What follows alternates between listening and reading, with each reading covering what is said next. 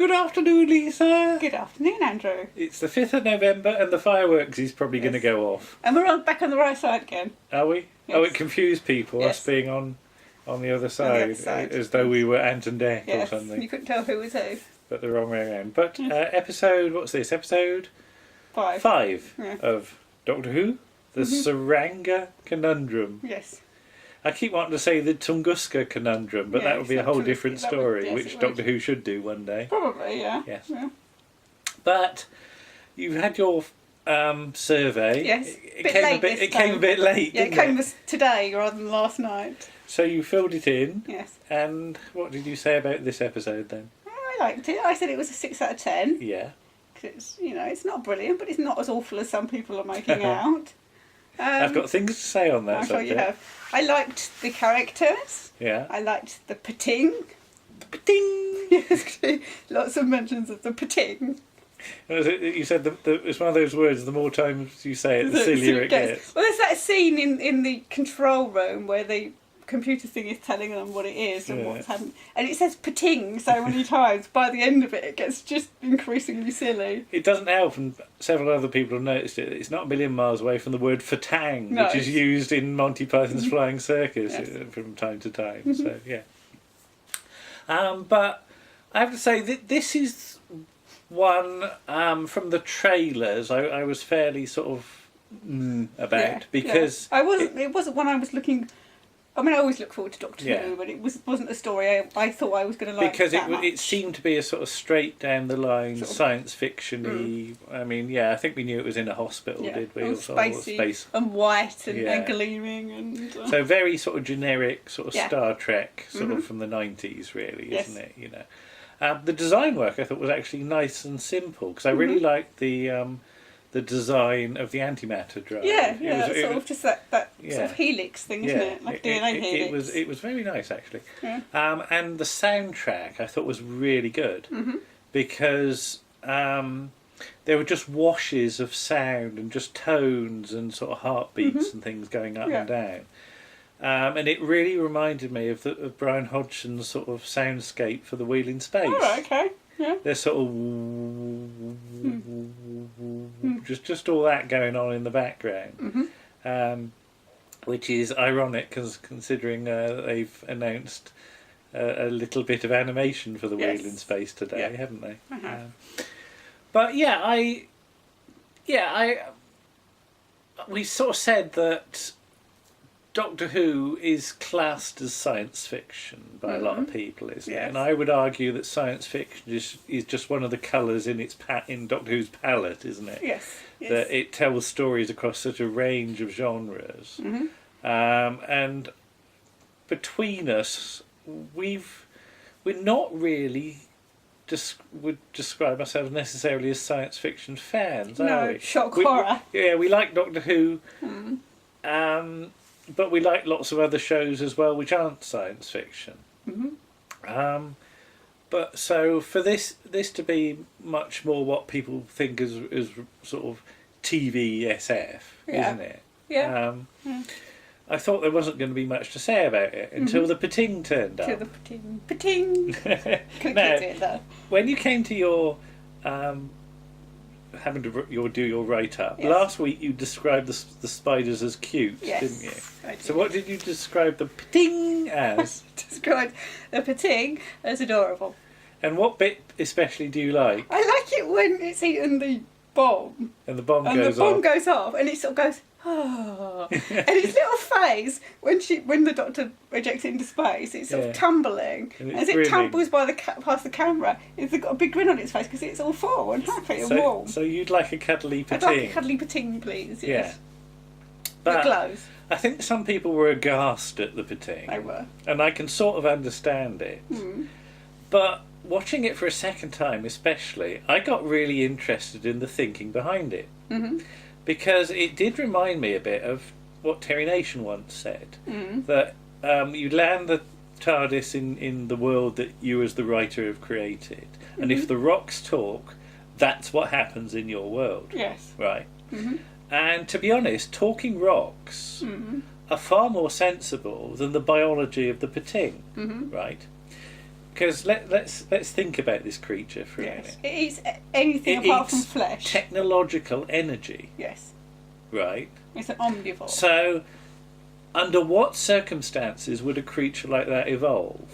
I can think of almost no circumstances under which a creature could exist in deep space, but be happy on a spaceship at room temperature, and be able to eat a bomb, and for it to explode inside it, and for it to be perfectly happy, and for it to be able to digest nuts and bolts as well. Yes. Yeah. So now, you could argue that it could come from some really extreme set of conditions, if like life evolved on a neutron star or something like that, which is incredibly unlikely. But life on a neutron star, because of the high gravity, it will be flat. Yes. This is just a little squat thing that runs around, that's got a head and legs and arms. Yes. So it is vaguely humanoid in shape. Now, life evolves to fill a niche in an environment, right? And I cannot think of any environment that would exist where this creature could exist. Now, what was your theory? Well, my theory was that perhaps it was a manufactured creature. Yeah. Like a weapon. Yeah. Because it's got toxic skin. Yeah. It can eat through anything, so you can't contain it. You can't keep it as a pet because it'll eat everything. So maybe it's like a little weapon of some kind. But it looks cute. So it disarms the people. Now that is attack. actually a very interesting theory, and I'd like to know the thinking. I'd like to hear Chris talk about how the Pting came to be, because there's a credit on there created by Tim Price, isn't there? And I've yet to work out what that means. Yeah. I see it will probably come out at some point. Yeah, we'll know eventually, of course we will. But on the limited evidence we've got, your theory is actually a very good one. Okay. Except for the fact that at no point does anybody actually say this within the episode. No. Right. No. But although the General has encountered them before. Yes. Yeah. So, and it's my old thing again, think about the size of the universe. Yeah. So, if she's encountered it, it must be from something quite local to their galaxy. Yeah. Or their star system, rather. Which would indicate that if it's from some enemy of theirs, they should know about the enemy, and they should therefore know about the Pting and where it came from. But there appears to be no knowledge about its origins. So you ready for a bonkers theory? Okay. And this is one of my most bonkers theory ever. Okay. But it fits on the evidence presented in the Doctor Who universe. Now, what did I just make you watch? Bugs Bunny. Bugs Bunny in with the little gremlin thing. Falling Hair. Yes.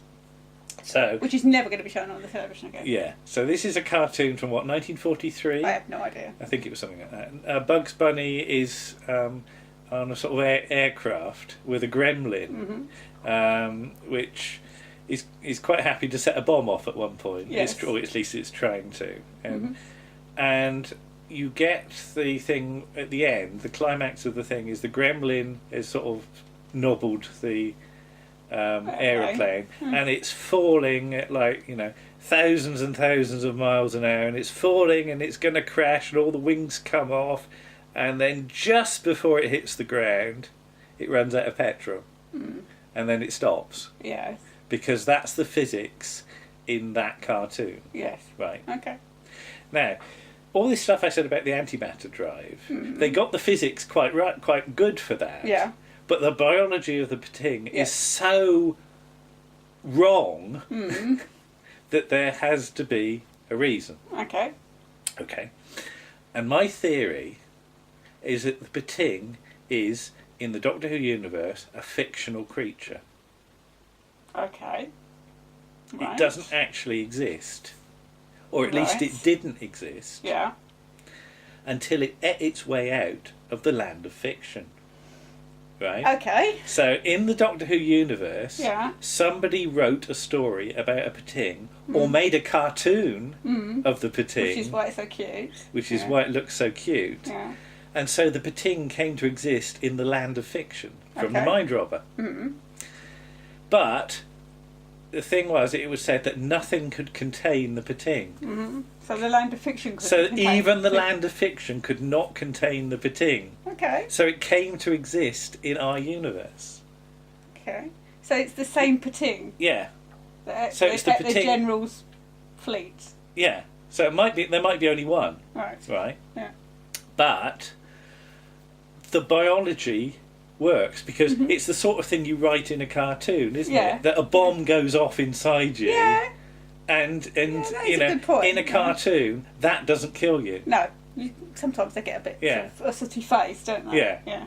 But a bomb going off inside any creature made of flesh, no matter what the flesh is made of, the molecular bonding in its molecules would not be able to contain it. Okay. That's an interesting idea. So I think the Pting is actually a made-up creature in the Doctor Who universe, and only comes to be because of the land of fiction existing in the Doctor Who universe. Okay. Do you think you're going to see the land of fiction? I don't think you're ever going to see the land of fiction again. Okay, but you just... But on the evidence that we have, if you take Doctor Who to be one continuous story... Which it is. And if you take the events of the Mind Robber to have actually happened, which is debatable, because the whole of the Mind Robber might not have happened. Okay. But if you take that as being real, then that's my theory of the Pting. And it's bonkers, I know, but it fits all the facts within, that we know within Doctor Who. The biology of the Pting as shown on the episode does not fit the facts of the Doctor Who universe. So I think it's come from... Okay. Yeah. So so maybe this Tim Price actually wrote it in the Doctor Who universe. I don't know. And that's probably untrue because Tim Price is probably a real person and we'll probably find that out.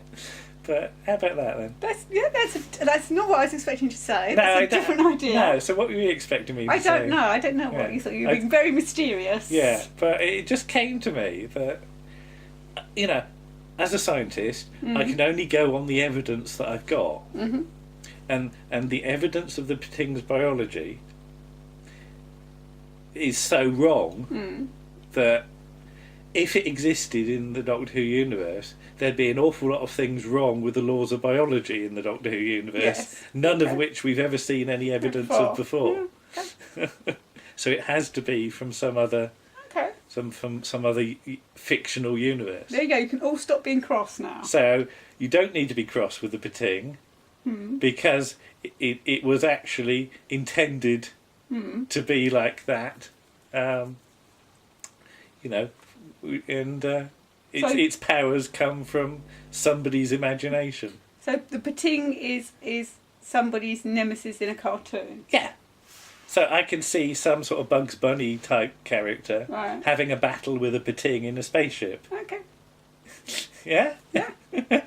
That's my theory. And it's a very silly name. And it's a very silly name, and you want one though. I really want a cuddly Pting. So I'm going to make a cuddly Pting with a glowing stomach. Okay. Anything else to say? No. Do you want to say about the episode in general or not? Yeah, well, I liked it. I liked the guest cast. Yeah. Again, quite a lot of people I didn't really know from stuff. But, I think the main guest star was Suzanne Packer, who played the General, because she was in Casualty for quite a long time. And she's also Colin Jackson's sister, who's an athlete. Okay. And Ben Bailey Smith, I think it is, who played her brother, acted with Bradley Walsh in Law and Order. All right. He was his... Note that Call the Midwife is fictional in the Doctor Who universe. Call the Midwife is fictional in the Doctor Who universe, yes. Which is an interesting one. Yeah. I like this thing when you name TV shows that exist and then put them in the Doctor Who universe, because you then start to ask, well, who directed this episode? And if there's a crossover between real Doctor Who, you start to worry about production teams and actors. Well, at least I do, because that's the way my mind works. No, I don't think the director that directed this is ever directed Call the Midwife. Well, no, I know, but what I mean is if Brad watched a episode of Call the Midwife, or something, and it came up with the name of somebody that had directed Doctor Who. Oh right, okay.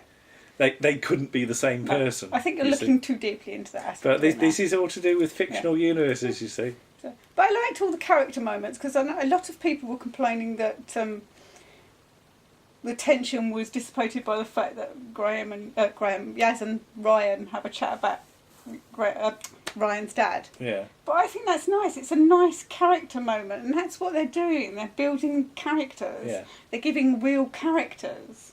And obviously that is going to lead somewhere at some point in the future, not necessarily in this series. But I think... Points also, I think, for me, for what I just describe as very naturalistic dialogue again. Yeah. That I've noticed that. Mm-hmm. That it's interesting that if you look at... sort of, when you have showrunners or script editors on Doctor Who that work on them for a long time, mm-hmm. they've all got their own voice. Yes. The way that the characters speak. Mm-hmm. So you can tell Eric Saywood dialogue. Oh, God, yes. Mm-hmm. There's a rhythm to it which is very different to other people's dialogue. To Robert Howe's dialogue. Yeah. Mm-hmm. But, I've already noticed a shift in dialogue between last year and this year, which is very interesting. And not everybody likes it. I haven't quite got the feel for what it is yet. So I couldn't necessarily parody it, but I noticed that there is a definite contrast in the way an average character speaks, which is an interesting thing to watch out for. Yes. So we've seen that. But yeah, as I said, not my favourite episode by any stretch. But it's quite fun. Watching it again, I enjoyed it the second time. The second time, because I started to obsess about the Pting, I found it to be much more interesting, because that's what I was concentrating on. How can I make this work? And it's my little script editor's head, isn't it? Yes. And I think, well, how can I make this internally consistent? And, because alarm bells were going off all over the place with its ability to eat bombs and things like that. So it has to be fictional. Yes. I think I did say to you last night, if it blows up, I'm going to be really cross. Yeah. Bits of Ptings floating everywhere. No, but then it would turn into lots of little ones. Oh, God, there'll be loads of little Ptings in there. Ptinging all over the place. Ptinging all over the place. Okay. I think we should stop. Bye-bye. Bye.